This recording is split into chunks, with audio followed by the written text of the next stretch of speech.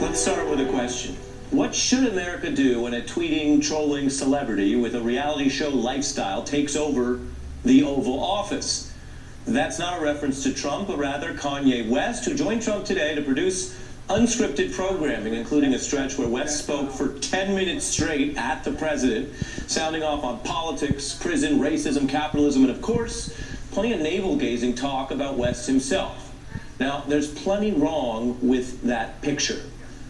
But that doesn't mean America should pretend this didn't happen at all today or ignore the implications of how this dynamic affects us. You had two self-aggrandizing marketers turning the seat of power into a setting they prefer, a literal TV set. This was playing across every news channel in real time because this is real now. Now we're about to have some real talk with the Michael Eric Dyson in a moment. But here's the context. Kayne commanding political and artistic attention for a long time. He beefed with Bush and Obama before befriending Trump. And while there was lots of noise in the Oval Office today, let's listen for a moment to some key parts with Professor Dyson. Here's Kayne on criminal justice and his statement that in a different universe, he would be a black man in prison now. There's theories that there's infinite amounts of universe and there's alternate universe. So it's very important for me to get Hoover out because in an alternate universe, I am him.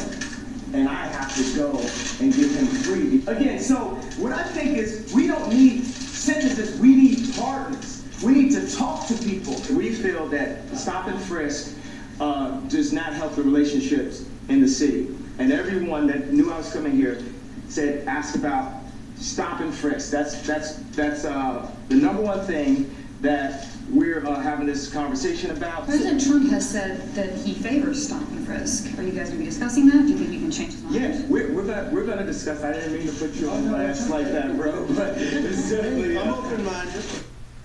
There's disagreement there on policing policy.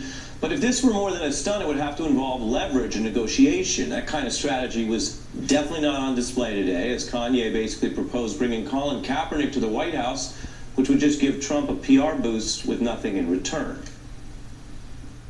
I made a hat that says "Make America Great," just that. But I would love to see, after Super Bowl, Trump wearing the "Make America Great" hat, Colin wearing the "Make America Great," and showing that we can bend a bit on this side, we can bend a bit on this side, and we can learn how to be malleable in the infinite universe that we are and the loving beings that we are.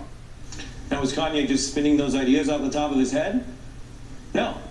West had actually been calling around trying to literally bring Kaepernick to this meeting today. He was shot down by other African-American leaders who privately and publicly opposed the idea. In fact, radio DJ Ebro Darden was just talking about Kayne calling him personally with that pitch on his radio show.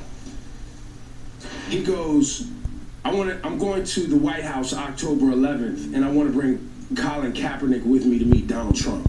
Congratulations, you played yourself. That's exactly what I said. Literally the words? No, it was more like, yeah, nah, we not doing that. We're all on the phone.